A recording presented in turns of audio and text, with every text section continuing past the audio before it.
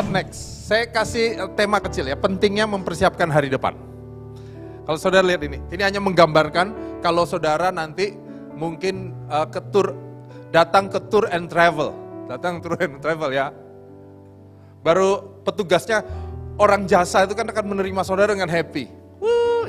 Jasa apa saja? Agen properti, noni itu kalau terima klien kan, halo Pak, ya nggak? Happy, ya. Jadi beli nggak beli nanti, tapi happy dulu. Jasa nih, ya. Baru dia akan tanya, halo Pak, lagi pingin pergi kemana, Bapak sama Ibu? Saudara bisa bayangin kalau orang yang datang bilang, nggak tahu. Oh oke. Bapak Ibu suka gunung atau suka pantai? Panas apa dingin? Bebas sih. Bapak Ibu mau berapa lama travelingnya? Kami ini udah nggak ngapa-ngapain, jadi berapapun waktunya kami bisa. Sedap. Dananya. Ada yang mana? Semua bisa. Saudara, susah bagi si agent travel untuk mengarahkan orang yang memang nggak punya rencana. Ya, nggak punya rencana dia. Kalau kita punya anak, lihat ya, kalau punya anak, saudara bisa yang jadi orang tua ngerasain tuh. Nah, kamu pingin jadi apa? Belum tahu. Kamu sukanya apa? Semua suka. Yang paling suka belum memutuskan. Susah loh buat untuk orang tua mengarahkan anak yang kayak gitu, beneran. Tapi saudara bisa bandingkan dengan orang yang sudah punya rencana. Yang sudah punya apa yang mau dituju. Ya, punya kepinginan. Pak, Bu, mau ke mana? Kami pingin ziarah Israel. Si agen langsung bilang, jangan Bu, lagi perang. Ya enggak? Langsung ngarahin tuh. Enggak bisa Bu, lagi perang. Bagaimana kalau yang mirip aja tapi enggak perang? Kalau saudara punya anak, rencananya aneh, nggak apa-apa. Nanti kita lihat ya. Justru orang yang sudah punya rencana, walaupun aneh, lebih gampang diarahkan dibanding nggak punya rencana. Yuk kita baca firman Tuhan. Matius 25, ayat 1-13 kita baca. Yang wanita baca ayat 1 disambung pria yang ayat yang genap ya. Wanita silakan, demikianlah firman Tuhan. Wanita, 1, 2, 3.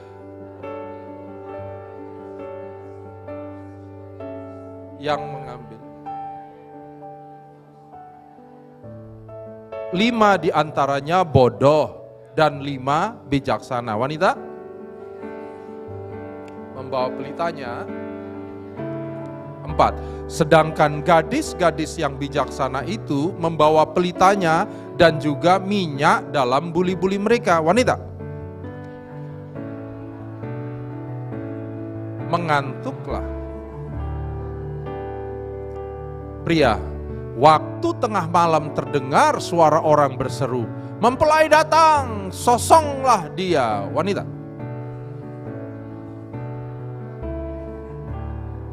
gadis-gadis yang bodoh, pria, berkata kepada gadis-gadis yang bijaksana, berikanlah kami sedikit dari minyakmu itu, sebab pelita kami hampir padam. Wanita,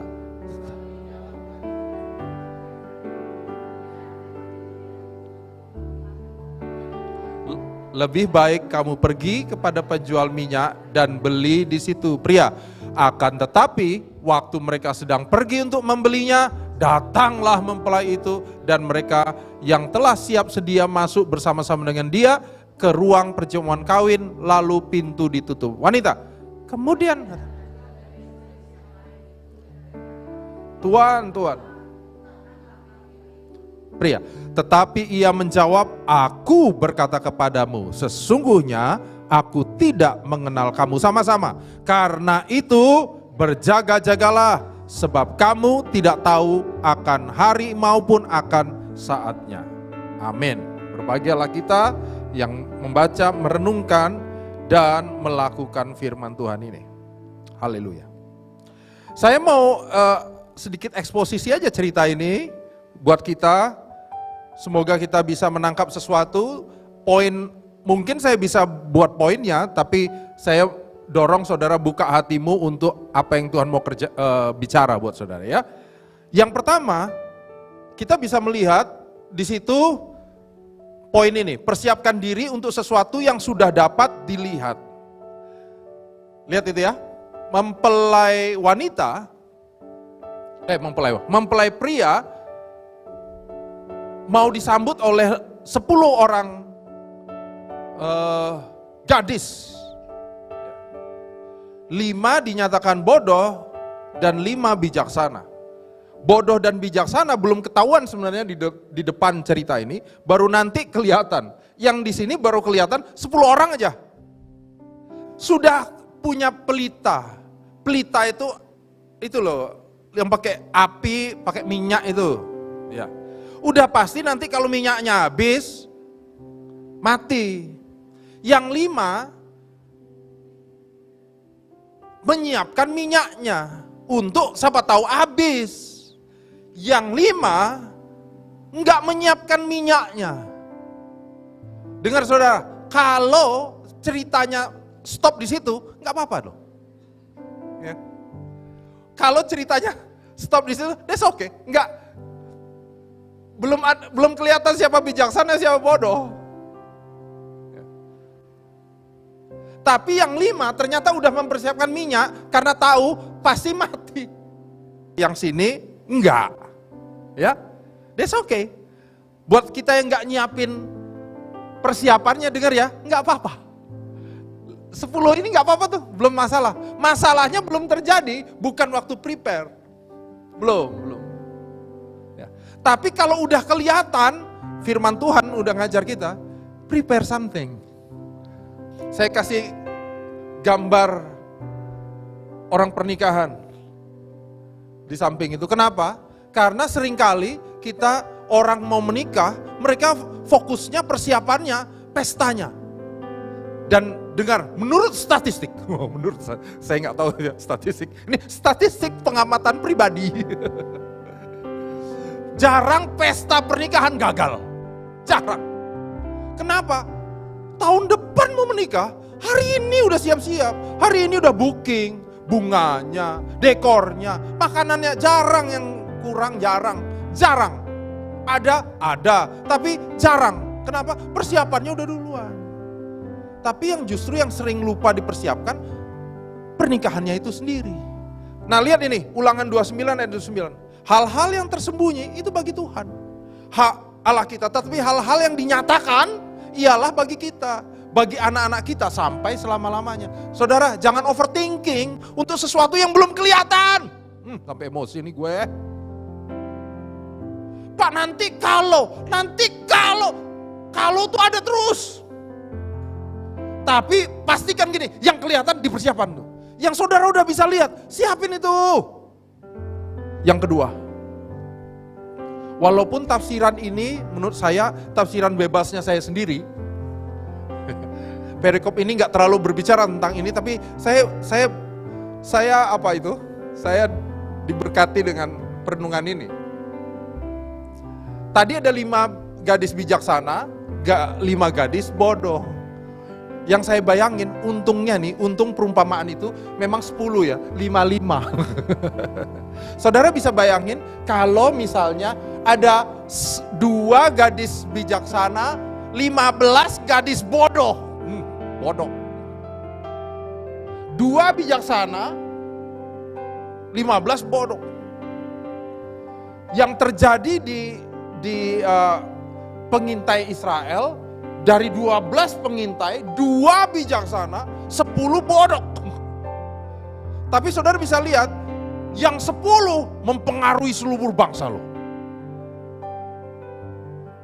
Bagaimana kita bisa bertahan, dibantu bertahan di dalam sebuah situasi. Saudara cari komunitas saudara yang benar gitu. Tentu kalau saudara sering gabung sama yang bodoh ini, saudara kan biasa, saudara kan lihat, mungkin saudara ikut ngetawain yang bawa minyak. Bawa minyak ngapain berat-berat, nggak efisien. Ada satu yang bawa minyak juga, iya juga, aku nggak usah bawa juga. Ini untuk kamu aja ya, aku sini aja. Hati-hati perhatikan siapa yang ada di dekat saudara. Ketiga, cepat aja. Nah ini saudara, waktu menghidupi firman, itulah yang akan menjadi ujian. Mereka yang melakukan persiapan kadang seperti melakukan sesuatu yang rasanya belum diperlukan, ya enggak? Ngapain bawa minyak? Nggak usah juga nggak apa-apa. Memang nggak apa-apa. Masalahnya adalah waktu mempelainya datang. Itu baru masalah. Itu baru masalah. Dan masalahnya pasti ada. Ya. Ngapain melayani, saudara? Ngapain?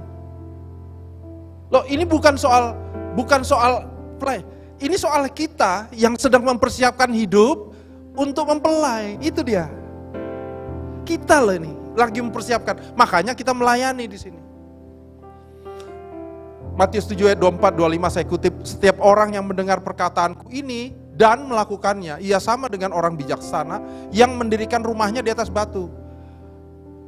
Kemudian turunlah hujan dan datanglah banjir, lalu angin melanda rumah itu, tetapi rumah itu tidak rubuh sebab didirikan di atas batu. Bapak Ibu, boleh nggak dirikan di rumah di atas pasir? Boleh-boleh aja rumahmu. Iya. Masalahnya nggak di pasir, di batu. Masalahnya pasti ada banjir. Masalahnya itu. Masalahnya itu pasti datang. Sudah jelas akan datang. Makanya sebaiknya usul firman, buatlah di batu. Bagaimana buat di batu? Mendengar firman Tuhan. Amin. Gak cukup, melakukannya. Jadi batu karangnya itu baru kelihatan baru waktu kita mendengar dan melakukannya. Bangun rumahnya bukan masalah di situ. Masalahnya adalah rumah kita pasti dilanda banjir, pasti. Mau yang dengar mau enggak, pasti. Tantangannya apakah kita melandaskannya di atas batu karang? Maka saudara, perhatikan ini. Kalau kita lihat di ayat menjelang akhir dari Matius yang kita baca, perikop ini bilang ini, tetapi ia menjawab, mempelainya ya, aku berkata kepadamu, menarik ini saudara, sesungguhnya aku tidak mengenal kamu. Ajaib ya, kan ini prosesnya, proses perencanaan pribadi, kok ternyata dalam proses ini ada proses pengenalan. Di situ saya bertobat lagi. Karena waktu kita mencari, proses pencarian kita dalam perencanaan, itu buahnya itu karakter dan juga pengenalan akan Tuhan, saudara. Proses ini Tuhan senangi. Kenapa? Karena melalui proses inilah saudara dan saya makin mengenal Dia, mengubah karakter kita. Kalau kita lihat Amsal 3 ayat 5-6, percayalah kepada Tuhan dengan segenap hatimu. Lihat itu, percaya. Kemudian bersandar kepada janganlah bersandar kepada pengertianmu sendiri. Ini yang menarik. Akuilah Dia dalam segala lakumu, maka Ia akan meluruskan jalanmu. Injil membawa kita kepada dimensi baru dalam perencanaan saudara. Tapi juga melindungi kita dari orang yang gini, masa depan, aman. Aku udah persiapan. Masa depan, aku udah gak mungkin gagal lah. Aku pinter. IP aku 4,2. Bayangin tuh. Lebih 0,2. Pinter banget, jenius banget. Saya ini baru umur masih muda, udah jadi asisten dosen, gak pinter. Masa depan saya mah cerah. Waduh. Orang kayak gitu bahayanya adalah gini saudara, dalam konflik dia akan drop karena dia merasa hidupnya gagal, gak punya semua yang udah dia kerjakan. Ya. Buat orang kayak gitu saya cuma bisa berdoa semoga dia mengenal Tuhan dalam prosesnya. Tapi resikonya besar loh saudara, menghakimi diri sendiri. Wah, Injil justru bilang gini, hey berserah sama Tuhan karena hasil tuh nanti, yang penting tuh prosesnya itu. Itu yang kita bisa melihat betapa Injil sebenarnya memberi balance dalam perencanaan kita. Saya tutup dengan dua hal ini.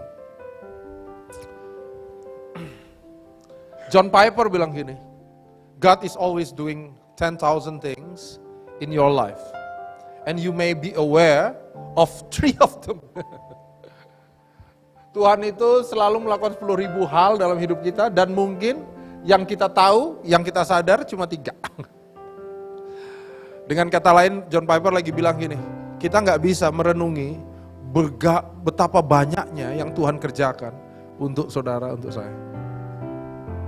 Mungkin akhirnya kita, wah 3 hal, tapi itu banyak, lebih banyak lagi.